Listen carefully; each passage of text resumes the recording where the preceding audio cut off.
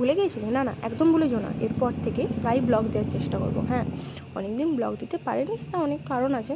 যাই হোক, আজকে পরেছিলাম আমি দিদুনের কাপড়, যেটা আমি খুবই কষ্ট সিদ্ধ করে আমি পেয়েছি। ঠিক আছে, পাওয়া যায় না আর কি, খুবই কষ্ট করে পেতে হয়। মা, ঠাকুমা, দিদার কাপড় তো সবাই পরে থাকে আর কি। বাঙালিদের একটা ইমোশন, বাঙালির টিনেজার মেয়েরা সবসময় তাদের মা দিদার কাপড়ই পরে থাকে, আমিও তাই।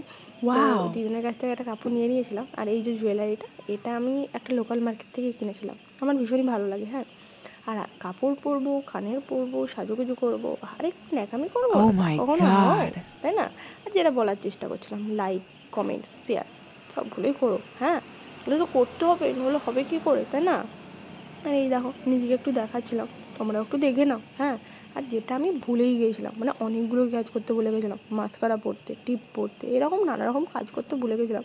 তারপর ওইগুলো পরেও আমি একটু ন্যাকামি করে নিয়েছিলাম, যেটাও তোমরা দেখে নাও। ওকে, হ্যাঁ, একটু ন্যাকামি তো করবো, তাই না? তোমাদেরকে তো সহ্য তো করতেই হবে, আর করো না। আর চলো, আজকের মতো বাই। আবার নতুন কোনো ব্লগে তোমাদের সাথে আবার দেখা হবে।